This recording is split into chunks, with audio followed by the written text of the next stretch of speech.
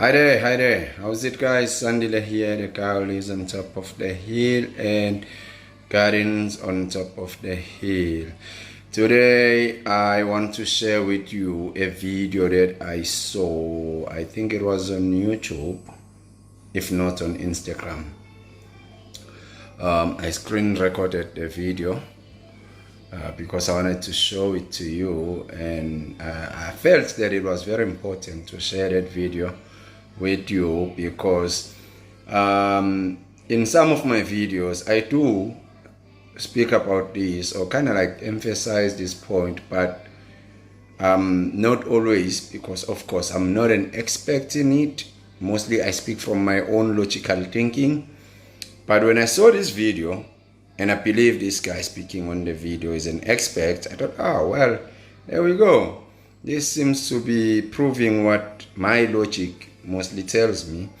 And I was like, okay, I need to get this video, and then I need to share this video with my community on my channel, and let you guys understand that sometimes we think we're doing good for our plants or our crop or our veggies or our fruit or whatever it is that we have planted, while in actual fact we're not doing good for it. We're doing a disservice to it and a disservice to ourselves, because even if it does produce fruit, even if it does produce veggies, even if it does grow green and beautiful, but it has nothing in it.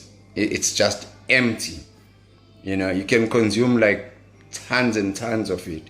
It won't benefit your body at all because it's empty. I'm sure most of you must be wondering, what the heck am I talking about?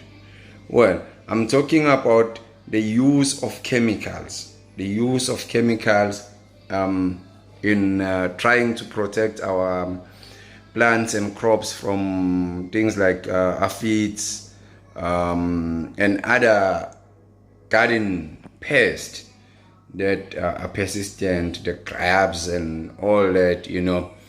We tend to turn into chemicals, and then we use the chemicals to kill them. But what the chemicals do is indiscriminate. They don't choose. So you apply chemicals, they kill everything. So they even kill the good microbes or insects or fungi, whatever it is that is within the soil and above the soil, and then making your plants, of course, weaker, because now they can't get nutrients from the soil because the soil is barren, and then your plants are susceptible to more attacks, and then you apply more chemicals, and then the cycle becomes vicious and never ending, and it's crazy, because then the soil ends up dying practically. Yes, through fertilizing with either chemicals, organic or whatever, you will end up producing stuff, because the plants will go crazy with everything that we throw in there, especially chemical wise. But whatever you will harvest from it, it will have no taste. I mean, I was talking to a friend the other time, we're talking about lettuce. There is a difference between the lettuce that I grow on my garden and the lettuce I buy from the supermarket. The lettuce I buy from the supermarket has no taste at all. It's bland like that. It has it has nothing. It's like water. But the lettuce from my garden does have taste. I enjoy it more than I enjoy the one from the shop. It's the same with the tomatoes, the fruit and everything. You get a tomato from the supermarket looking beautiful, but then you slice it, and then you or you take a bite on it, you're like, what's going on here? Well, because the tomato has nothing in it. There are no nutritional benefits in it.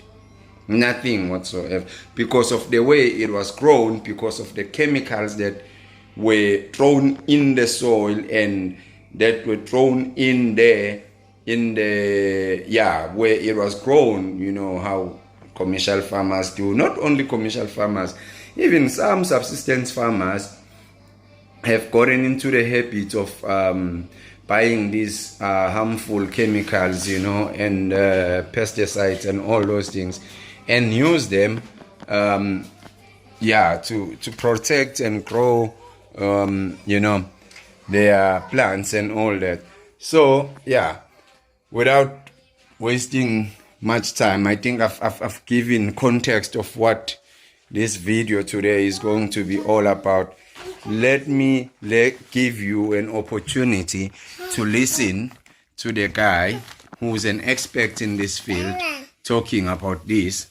Here we go. This guy wants to come in on a video. Yeah. Okay. Well, have a listen, digest it, and let me know in the comment section. Let me know your thoughts. Let me know your views and educate me more. I don't use any chemicals on my garden. At best, I make my own concoction, you know, are only found in the soil. Animals cannot make minerals.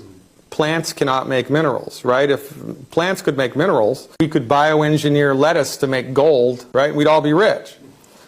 But a cow's body can't make calcium.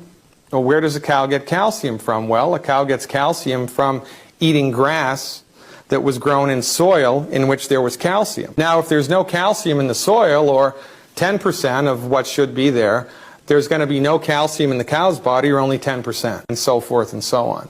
It all goes back to the soil. The bacteria that are in the soil digest the minerals that are in the soil, and then the plants suck up the digested minerals, and then we eat the plant, right? So, because of modern agricultural methods with pesticide use, extreme pesticide use, the soils, the bacteria that live in the soils are being killed, so even if the minerals are in the soil, which they're not, the bacteria aren't present to digest them and the plant is going to be minerally deficient. If the plant is minerally deficient, guess what?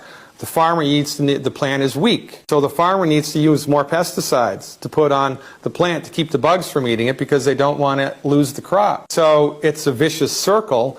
It leads to more and more and more and more and more and more pesticide use and weaker and weaker and weaker and weaker food. Now, also, when you harvest nutritionally deficient plants, they taste like crap. So what does the food industry have to do to get you to eat them?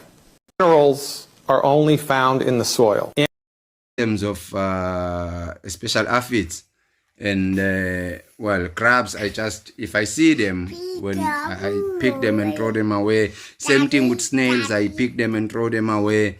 I try and as much as possible, you know, I don't even have chemicals because I don't buy them.